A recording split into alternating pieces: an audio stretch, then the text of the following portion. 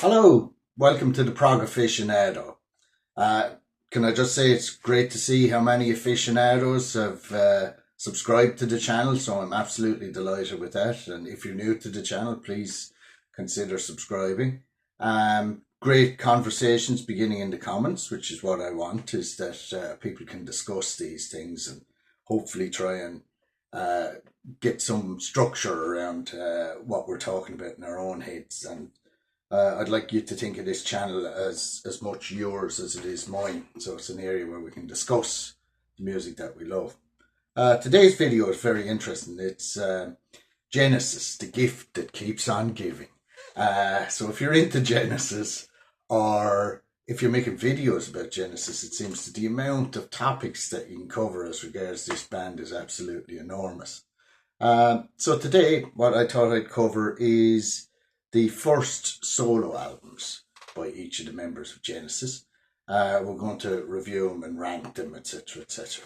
So first off, right, I had a look at different ways of how I might rank these albums. So I could think about them in their progness. I could think about them in their, what elements could I see in these albums that these people gave to the actual band itself, and what did they take away out of that in their own albums, etc., etc. And after loads and loads of kind of thinking and overthinking the topic, I just thought I'd go with a little bit of a gut feel on them, okay? But I'm also going to kind of, being my usual self, I'll also be thinking about what is good and what is perhaps not so good, okay? So I'm going to kick off first of all because I could be slightly biased in my coverage of these things by which albums I engaged with the most during my lifetime. So which ones I discovered first. So I'm going to quickly talk through which ones I kind of first discovered. The first of these albums that I came across was Peter Gabriel's first album. And I would have bought that when I was very young. That's not the copy that I had when I was young. This is a newer copy that I bought, God knows when, a good few years ago. So this was the first one that I engaged with. The second one that I would have engaged with would have been Steve Hackett's Voyage of the Acolyte. So I remember I bought that, again, God only knows, about 25, 30 years ago. This is the third copy of that I've had. I actually ended up giving a copy of it away to a cousin of mine a while ago because she lives in Manchester, and we went to see Steve Hackett in Manchester together. And he did, what song did he do? Shadow of the Hierophant. And she was just absolutely so intrigued by that arpeggiated chord sequence at the end and that circular pattern that it goes in, that I just said, look here, I'll send John a copy of the album. So they were the first two that I engaged with. What did I take on after that? Probably Mike Rutherford's Small Creeps Day came next after that. So I remember when I was a teenager, there was a girl that lived near me, and I'd be talking about all this music. She used to keep saying, Small Creeps Day by Mike Rutherford, Small Creeps Day by Mike Rutherford. Somehow I was afraid that it might be some terrible pop album, so I kept away from it for some reason or another. The next one I would have bought would have been Tony Banks's A Curious Feeling. Now, I didn't buy that too long ago. That was an online purchase that I got because I was buying some records from somewhere on the continent, and I wanted to make up the value to cover for the postage. So there was a set price on postage, but I could get so many albums up to a certain value. So I saw this going, it was very reasonably priced, and I got it, so I got that. The next one I picked up was The Geese and the Ghosts by Anthony Phillips, which I just happened to come across in Bunker Records in Cork. And anyone who gets to know me, they'll know that I talk a lot about Bunker Records, where I get a lot of my albums. And then quite recently, again, I was buying kind of armful of albums at Steamboat Records in Limerick, and I saw face value there, and I thought, you know what, Dermot, it's time to bite the bullet and buy a copy of that. So I bought that, and that was the last one that I bought, and that was probably about 12 months ago. Okay, so it was that recently. Okay, so that was the way that I kind of came across these albums initially. Now you'll have to bear with me, because what I want to do now is I want to quickly go through when they were all released. Because the amazing thing about this is these albums were released, there was over 5 years between the first and the last one of these albums, which is quite a considerable amount of time, I think, anyway, between them. Because usually if a band is going to go off and do solo albums, they tend to just go off and do them. Okay, so if we put them into date-wise, the oldest one that we have is Voyage of the Acolyte. That was released in October 1975. All these are Wikipedia dates, by the way, so forgive me if they're wrong. And if they are, you can always let me know in the comments, okay? So the next one released is Peter Gabriel. I remember when I got this and my brother said, "Ooh," he was older than me, and he said, "Oh, you've bought an album by that weird guy out of Genesis." So that was number 2. That was released February 1977. So that was number 2. What was number 3? The Geese and the Ghosts by Anthony Phillips was number 3, which was also released in 1977 in March, just a month after Peter Gabriel's one came out. Okay, so what was number 4? Okay, so number 4 was Tony Banks' A Curious Feeling, which was released in October 1979. Okay, so I'm trying to get my ring light off the cover. Okay, and then number 5 was Small Creeps Day, which was released February 1980. Okay, and then the final one was Face Value, released February 1981. Okay, so that's the release date of all these albums.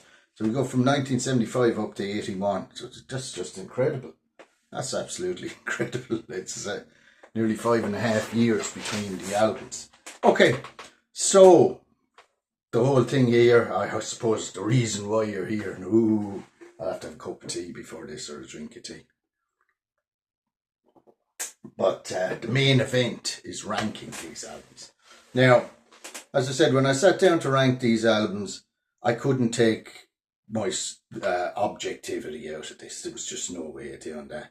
Which albums I'd lived with, which I hadn't, etc., etc. What way they all kind of sat in my own head and everything like that. So I just thought, you know what, I'm going to have a go at it. The top 3 of the albums, I was shuffling them until right just before I sat down, and I'm terrified because there's part of me even saying, change 2 of them around. And I might talk about that towards the end of the video. Okay, so let's see, what is the bottom of this, number 6? And number 6, I feel, is Tony Banks' A Curious Feeling. Okay, very interesting album, based on a story, Flowers for Algernon, a short story. I think it was 1968 that was made into a movie with Cliff Robertson in it. I think it was called Charlie. So it would have kind of been contemporaneous with the lads being at a kind of, how can we put it, an impressionable age, we'll say. Okay, so that's probably where Tony Banks on board with this thing. What do I think about the album itself? The album itself sounds quite dense, very keyboard heavy. Playing on the album, we've got Tony Banks himself on everything, okay, except Chester Thompson is doing drums and percussion, and Kim Beacon is on vocals, or Kim Bacon, I think it might be pronounced. What I find about it is Chester Thompson might as well, he could have got some guy from a pub band to play in it, because everything is Tony Banks. It's all these keyboards. They're all going along in a certain pattern.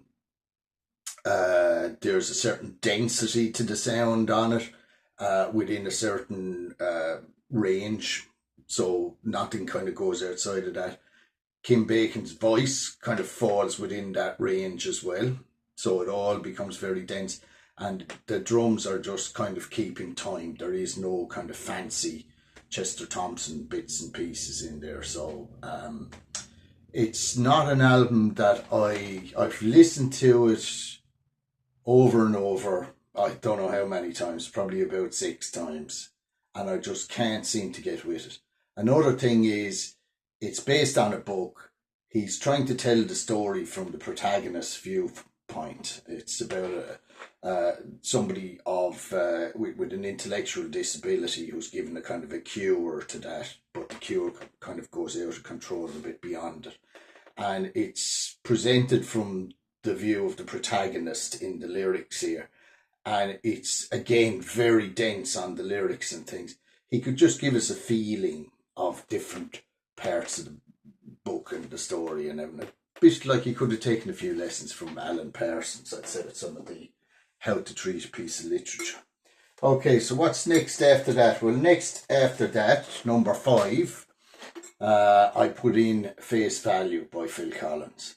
At the time this album came out, I hated Phil Collins. I couldn't put on the television, but Phil Collins was on it. He was on every pop show. He was accompanying everybody that was playing on a show.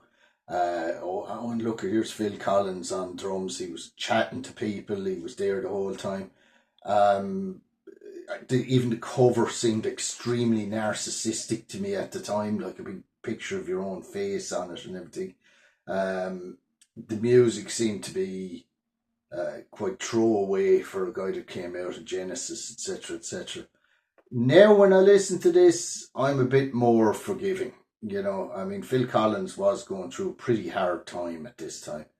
Something I didn't know too was his kind of substance misuse and everything that was going on at the time as well.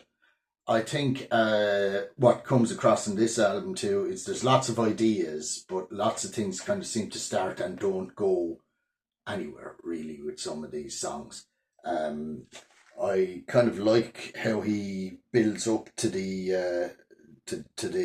end of side 1, where he goes into drones and then hand in hand, etc., etc. And it kind of seems to go where you can hear Phil playing, you know.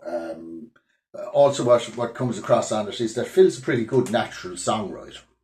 A lot of these things are pretty well constructed songs, and you can hear that they're not overthought. So he's not thinking too hard about things, and he's just letting stuff flow, and it's coming out of him. And I think it was his way of dealing with a bad point in his life. Overall, not a very bad album, but not really for the kind of prog enthusiast, I'd say. Okay, so yeah, so what's next? Let me think. Okay, so next is Small Creeps Day. So that's number 4, I think. So, or no, number 6. Yeah, number 4. Small Creeps Day. Okay, as I said, somebody kept saying to me, "Oh, Derek, you should get Small Creeps Day. You should get Small Creeps Day." And one day I saw it going somewhere and I picked it up and bought it. Side 1 of this album's a song cycle, again based on a piece of literature, this time called Small Creeps Day, based on a book. I think it's no longer in print. And it's a story about somebody who's working in a factory, and he goes off on an adventure to try and find out the meaning behind the task and the job that he does every day. And as he does, he has a series of adventures and he learns a bit about himself. I think the first side of this album is extremely strong. I really, really like the song cycle for Small Creeps Day. Absolutely great. The second side of it meanders. I don't really kind of get what it's about. Some of the songs have real heavy lyrics in it. I think maybe there was another concept in here somewhere that Mike Rutherford could have lost or something like that. I don't know. But a lot of the songs are kind of difficult to engage with on the second side of it. Don't know what the meaning of them is, and I don't know what it's all about. First side, absolutely great. Something that I reach for again and again, and I do put on. So I really love that album. So it's quite a strong album based on one side. So here you can see that we're getting into it. Now I get into the final 3 of these albums, the top 3. And this is where it becomes extremely difficult, okay? So what I have chosen is what I've picked today. Now this can change any day out of these three. They're all interchangeable for me. Okay. So at number 3, oh, nearly picked up the wrong one, but it could be the right one. At number 3, I'm going to put Voyage of the Acolyte. Absolutely fantastic album. I love this album. Okay. Based on the concept of tarot cards. It's very interesting. Like most of these albums, everything, I think, yeah. I mean, we've had a Curious Feeling, we've had Small Creeps Day, and just the one, Phil Collins' one hasn't been a concept. We're back onto something about a concept again with this. Okay, so so as I said, this is my third copy of this album. It's a great album. It sits very well in the prog landscape. It fits well within the landscape of early Genesis. It was some work that a lot of it was work that Hackett was playing with at the time. They were doing The Lamb Lies Down on Broadway. He came out with stuff that didn't quite fit on that album. I think some of it was older songs as well that he had lying around the place. Put it all together around the concept of tarot cards. There isn't a bad moment on this album. This is just absolutely great. And it's quite a heavy journey though. It's quite heavy. And there's sometimes when I listen to it, I get the impression that, yeah, they're great, Steve, but they need to be kind of honed a bit more to be made into songs. Okay, so they're fantastic vignettes of music, and it all comes together to form this landscape. Although I say it fits in with everything else, it's also quite an individual album. There isn't another album I know that has the same sound as this thing. It's a very unusual album. So yeah, fantastic. What can I say? Great album. Okay, so I get to number 2. And number 2, and this is just today, okay, so don't kill me if it's out of sequence of years. Number 2, I've put in Peter Gabriel's first album, Care or whatever like it's called. As I said, I bought this album when I was quite a young teenager. And you know what? It just doesn't seem to have lost any of that kind of buzz for me when I put it on. On this, I think Peter he's exploring and he's kind of discovering songwriting himself on his own and what that might look like. Some of the structure of the songs on here are very unusual. Moribund and Burgermeister that opens the album, Humdrum, Slow Burn. There's a kind of patterns in there where you're kind of trying to follow the trade through very strange structures and things. And then there's some that are very straightforward structures as well. So it's an album of surprises and twists and turns and things like that. And it's probably that holds my attention with it. I remember when I first bought the album and I put it on, I thought there was something wrong with the sound. Especially when I heard Moribund and Burgermeister, it sounds like it's recorded in, under mattresses somewhere or something. It's really muffled sound. And then it builds up as it goes through the album. Then I thought there was something wrong at the end. I thought Here Comes the Flood kind of ends a bit too abruptly. I thought that there should have been something more to take it out of the song. But it's an absolutely sublime song to finish off the album, and it includes the hit, of course, Salisbury Hill as well in this album. Great album, great album. It's not, I can't say this is better than Steve Hackett's Voyage of the Acolyte, but just at this point in time, I'm just slightly preferring it. So I'm just saying it's very subjective. And the one that at the moment is number 1 in my book is The Geese and the Ghost by Anthony Phillips. Why? Because this is a prog album. This is totally prog.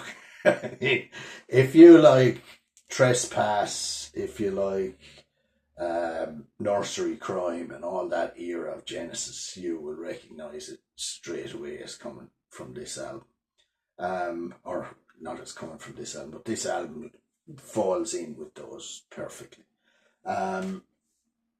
Absolutely great. You've got Wind, which starts it then Which Way the Wind Blows, absolutely amazing. The way the song turns towards the end and the way that it comes out is fantastic. Sung by Phil Collins, of course. Then Henry Portraits from Tudor Times, huge instrumental piece over 12 minutes long, fantastic. Chinese Mushroom Cloud on the second side, then Geese and the Ghost, 15 minutes 40, all instrumental. Then Collections, Sleepfall, The Geese Fly West. Absolutely amazing album. If you want to know what it sounds like, look at the picture on the front. It sounds like fields, willow trees, corn moving in the breeze. It's just so evocative. I absolutely love it. I mean, that's the way it is at this point in time. And remember, I'm an old man now. And I'm probably into my late days and I'm relaxing and putting on things like that, but I find it very peaceful and relaxing to listen to. So, yeah, that's our video for today. I'd love it if you rank them yourself in the comments. If you haven't listened to them all, have a listen to them. Tell me what you think, What do you like about any of these albums that you like? Please, let's have a conversation about all this, what this channel's all about, okay? So I love you and leave you for now. Thanks very much for joining me again. If you're not subscribed, please do. And I'll see you all in the next video.